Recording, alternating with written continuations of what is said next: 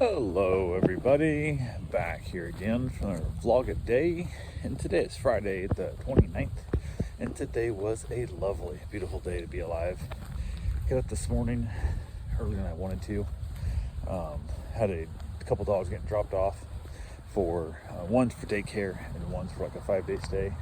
So I was like, okay, no big deal. So I had to have my alarm set and everything to get up early, make sure I didn't miss it. Then I got a text message at 6:30 in the morning stating the fact they were not bringing their dog and they were sick, and I guess they've been sick all week, and it didn't bother telling me there was even like a chance, which was superbly annoying. So oh well, what are you gonna do? So yeah, it is a thing. So yeah, big out ahead. That one was canceled out, which definitely sucks. And it's that weird thing where being as how we're off book, not going to the app and not going to the company that I usually book through, that's that weird thing of like, hey, you owe me half of my fee.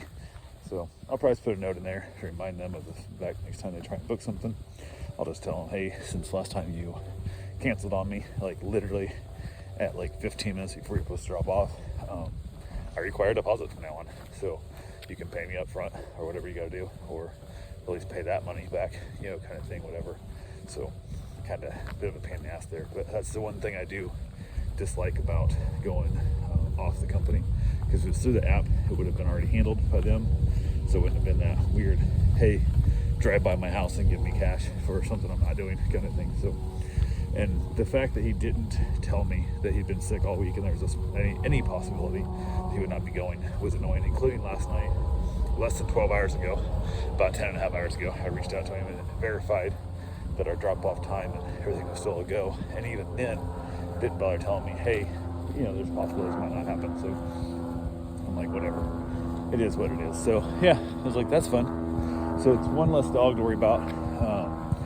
That Sunday we're planning on going up to eat at a buffet restaurant, that like a brunch buffet thing. So right now it'll just be a couple dogs here, no big deal.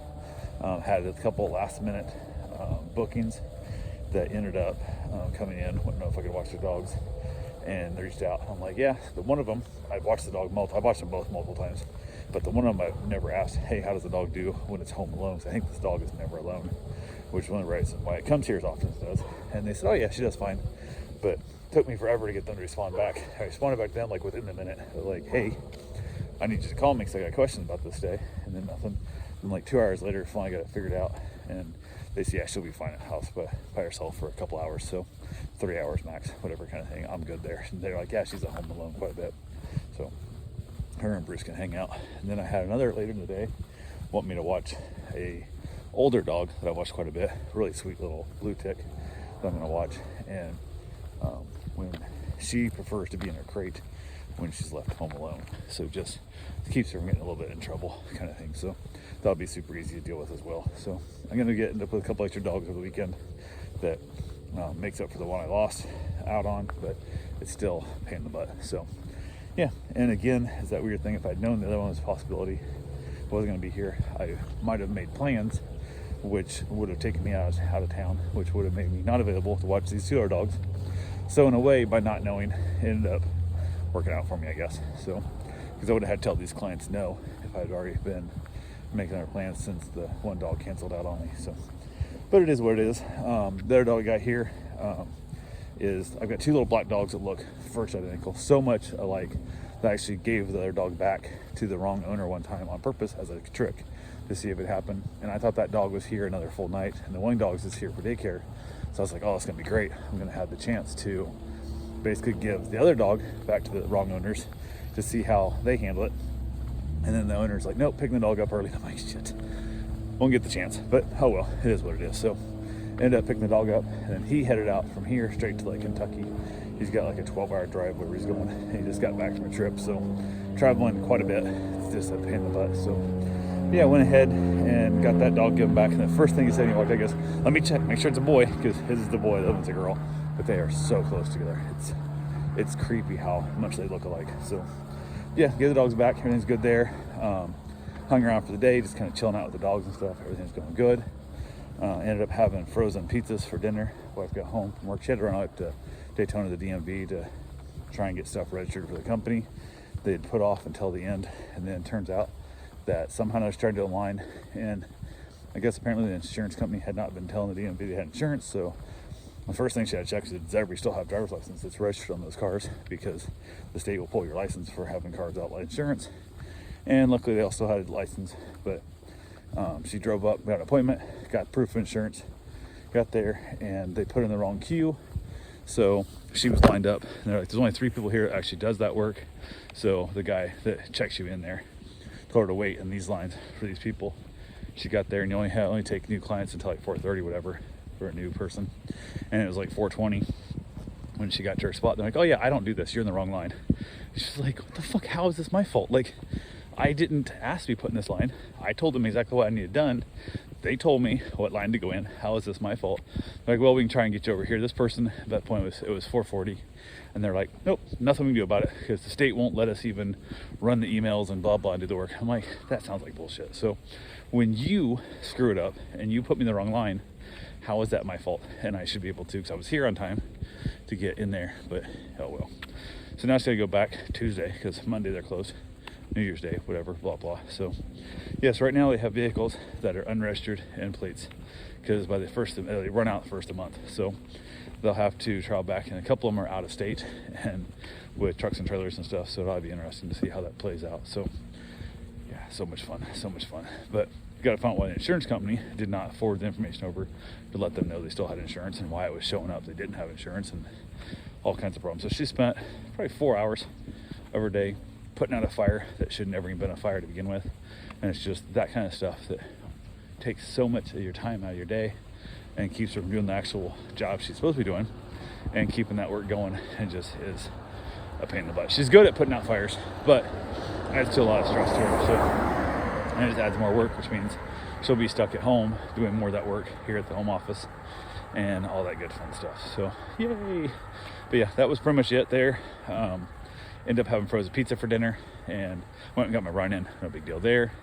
The one dog went home earlier than normal. I thought they'd be here about 8:39, something like that, and they got here about 7:30 instead. So gave him back the dog and told him, I said, oh man, I said, I didn't tell you guys that the other dog was here, because I thought it was spending the night, and I was going to give you back the new dog. Because I told them both dogs were there, they would look for me pulling the trick on them.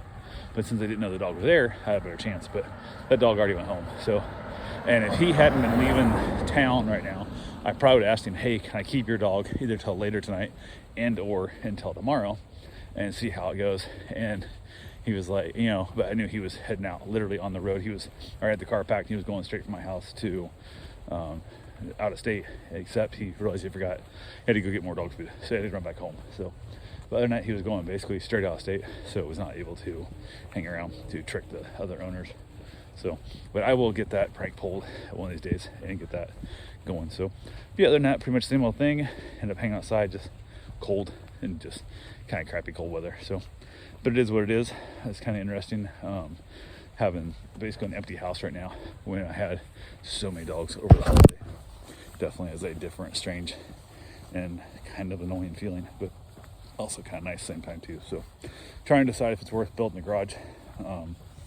I'm in that brain set of probably going to be $50,000 plus to build a garage, with the hope and thought that, hey, this will allow me to, basically I need to get my own car back from the shop, and have my car gone for going on 5 months now is motivating me to build my own shop so I can do all my damn work from now on and not rely on other people that can basically steal my car and hold it ransom.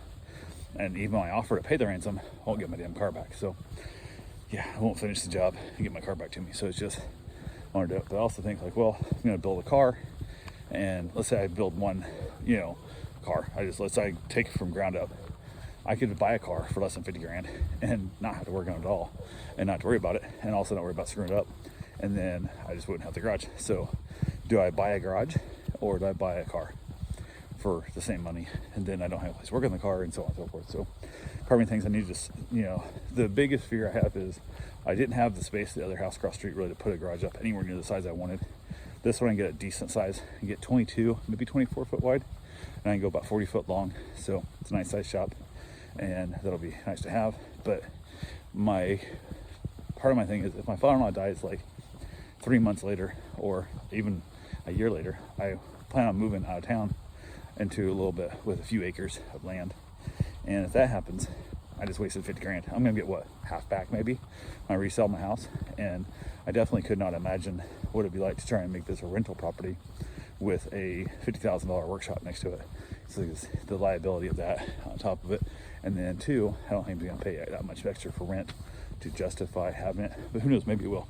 Maybe I could get this place, instead of renting it for $2,200 a month, I could rent it for $2,800 or $3 grand a month, because to rent a shop like that's $1,500 a month somewhere, to rent a shop. So if you're into car hobby, and instead of paying $1,500 to drive across town to an industrial park to rent a garage, maybe you'd pay an extra $800 a month to have the garage on your property. So the other option is, worst case scenario is I could rent it out separately, find somebody that doesn't want the garage, and rent the space out, the house to one person, and then just use the garage as like storage. Not really a workshop. Nobody wants to have a workshop next to them, but you could store RV, boats, cars, whatever inside there, and I could recoup $500, $800 a month just in storage in that space as well too. So, but I don't know, it is what it is. So it sucks. I gotta start making all the plans of what I'm gonna do, where it's gonna fit, and if I want to spend minimum 50 grand on that. So it's that concept of $50,000 would, I don't know, but I also think not having a shop, not, having a workspace to set up my tools and be able to play with my stuff, and just treat it like, hey, I'm going to spend $50,000 to not be so damn bored while watching dogs, seems like a shit ton of money to waste as well. So, but that's all I got figured out, and go from there. So anyway, that's all I got for right now. I will talk to you guys tomorrow. Have yourself a safe, wonderful day. Thanks for watching.